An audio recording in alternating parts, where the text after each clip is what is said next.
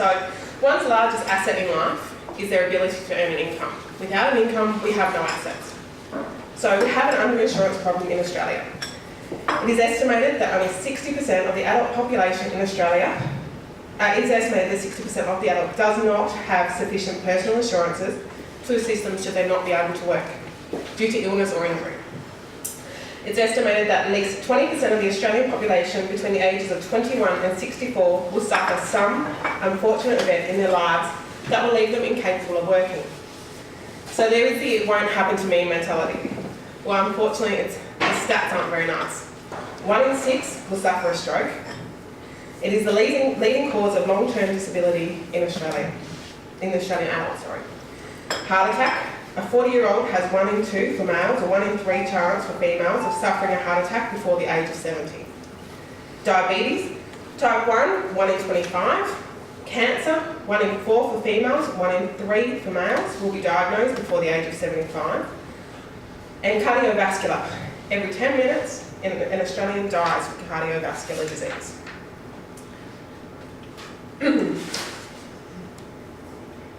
Income protection. So it pays up to 75% of your salary, can include superannuation contributions, and it will pay after a selected waiting period. You can choose right down to 14 days through to 2 years. So you suffer the inability, the injury or illness to not be able to work. After a certain waiting period, it will start to pay you 75% of your salary for a defined benefit period. That can be for 2 years or up through to age 65. At age 65, your superannuation can start to contribute. You lower the waiting period and benefit period, you can lower the premium. But of course, this is going to be one of those things that if you cannot work, it is going to pay you to age 65. So therefore, mostly, and usually we recommend to clients, take it to age 65. If the premiums are purchased directly, they can be claimed as a tax deduction, so that's always nice as well. Get something back for your contribution. Trauma insurance, sometimes known as critical illness. This is the nasty one. If you suffer any of usually 42 defined events, heart attack, cancer, stroke, head trauma, those sorts of things, it will pay you a lump sum. Usually within 14 days, but you must survive the 14-day period. Statistically, it's the one that you're most likely to claim on. It will be the most expensive insurance that you ever pay for, but it's not tax deductible, the premium, unlike income protection, but the lump sum that you receive isn't taxed either. Then we come on to death and total and permanent disablement. It's generally purchased through a superannuation fund. Most people will have some because the super fund just gave you a bit when you said, hey, take me on.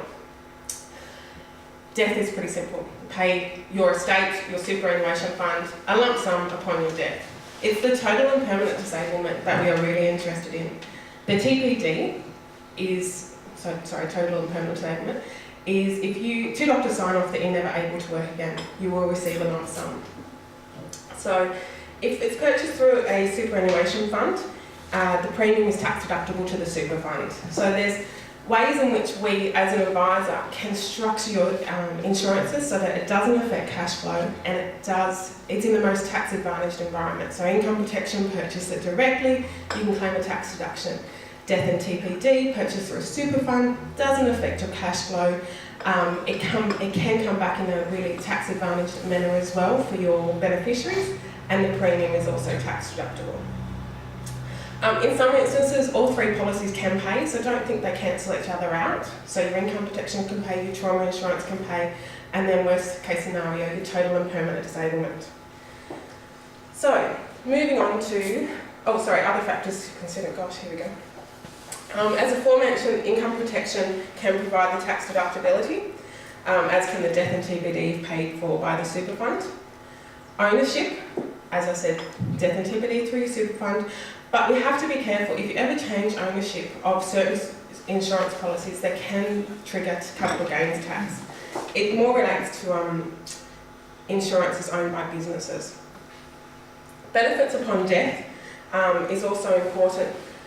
If owned by a superannuation fund, the benefit comes back into your superannuation fund and then is paid to your beneficiary. Now, it then comes under superannuation laws as to how the tax is paid and if there is tax payable. Whereas outside super, the benefit can be paid tax-free to any nominated beneficiary. Which brings me on to beneficiaries. Must be aware of who receives the death benefit of any insurance policy. If there is a marriage, separation, divorce, make sure you update beneficiaries of any insurance and superannuation policies, otherwise the person may not be the person that you want to receive them. And on to business insurance. Key person insurance. Who's the key person of the business, and how can we ensure that if something happened to them and they weren't able to bring in income, that you can ensure the amount that they bring in, and you can then also ensure if they have a total permanent disablement or a trauma, as well as life cover. So that leads on to buy-sell agreements, which is a document drafted usually by a solicitor to say that the surviving person in the partnership can use a life insurance policy to pay out the family of the person no longer able to work, the director that can no longer work. Typically, business insurance is for 3 to 5 times the revenue generated by that key person, so that if should the need arise, a replacement can be found and trained. You can protect business profits using business insurance. Business expenses, it usually covers fixed business expenses when one is unable to work due to illness or injury. Personal income is replaced by your income protection policy, but that doesn't usually stretch to help your business survive should you be unable to work. There's a new product on the market at the moment that will cover key person income. So your partner is unable to work in the business, so it can be used to help small businesses protect against financial risk by providing a monthly benefit to the business for up to 12 months. So there is caps on how much you can insure, and is unable to work to full capacity due to illness or injury. So I hope today I have given you a very brief rundown on how you can protect your family, your lifestyle, but then also how to protect your business should you be unable to generate any income for the business.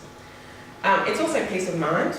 We're also busy in insuring our houses, our cars, our assets, all those sorts of things, but those assets aren't there without our ability to earn an income.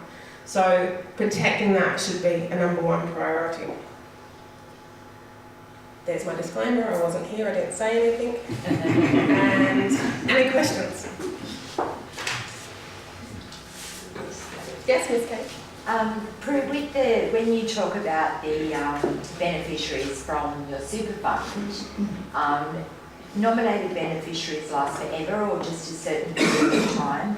And if your will says something different, what happens in that situation? Sure. So some superannuation funds have non-lapsing binding nomination of death beneficiaries, and others do have lapsing. So some of the funds that we use have a 3-year period, so every 3 years you have to renew that. Others, obviously being non-lapsing, you must, if there is a death or marriage separation, make sure that you update that. Superannuation is not a willable asset, so you must tell the super fund to pay to your estate, and then the superannuation forms part of the will and then is separated, is divided as per the will.